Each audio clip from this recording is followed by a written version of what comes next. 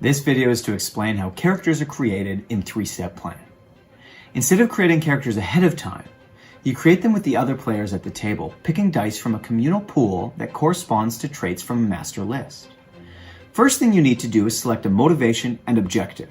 To do this, you take the motivation and objective list and roll 6 dice per player. Then you take turns selecting 1 die at a time and selecting the category that matches the die. The amount of dice that gets rolled combined with the randomness inherent to dice means that you're going to be able to select a motivation and objective that excites you, but it may not always be your first choice. This is the first thing that I think works really well. It's important that you're able to play a character focused on something that is intriguing to you, but the fact that it may not always be your first choice means that you'll be encouraged to play in a way that may be a little bit different, in a way that will induce creativity and a sense of adventure.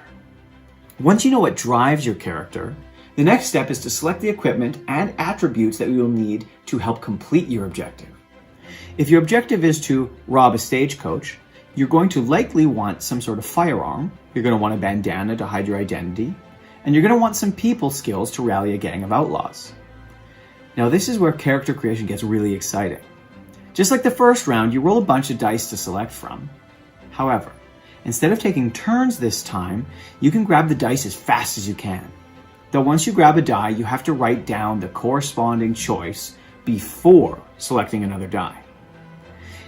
At the same time, everyone is frantically trying to do the same. This means in some games you're going to have lots of dice that you want, and sometimes you have very few. What if this time there are only 2 ones rolled? There aren't going to be enough firearms to go around. This means you're going to have to be quick or get creative. Now we're starting to get an idea of who our character is. We know what they want and what equipment and skills they have to try and complete their goal. Next is the strengths and weaknesses. You go through the same real-time dice drafting process you just went through, but this time selecting your strengths and your weaknesses. That's right, you have to select a weakness for your character. This possesses an interesting dilemma. Do you select your strengths first and hope the dice left at the end don't leave you with a debilitating weakness?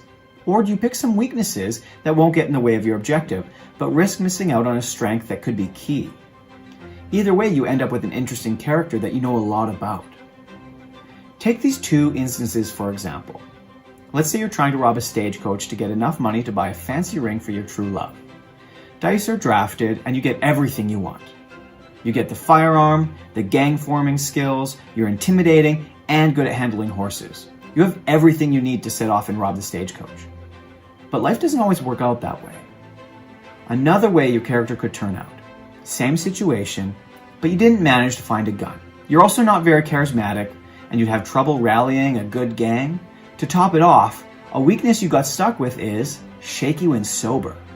You're looking at a very different type of character.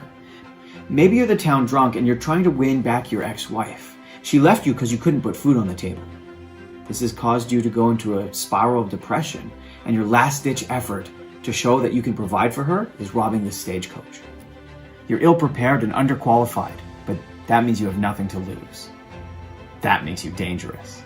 Now, both characters are going to allow for some great role-playing, but it's the things that didn't go quite right that are going to make the encounters really engaging.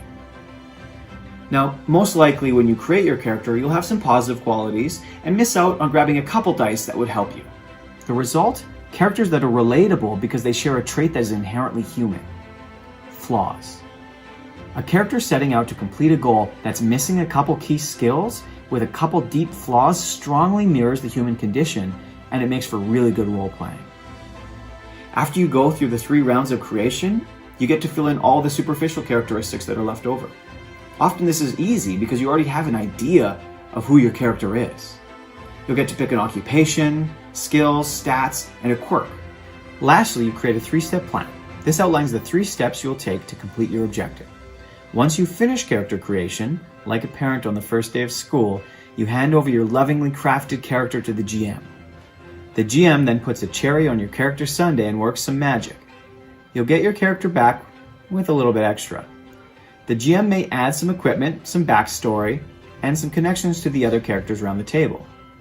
The result is a collaboratively created, deeply flawed, motivated individual that will fit really well into the story. And that's exciting. Now you know about character creation in 3-Step Plan. I've had a lot of fun working with this system, and I hope that it looks exciting to you. Thanks for watching.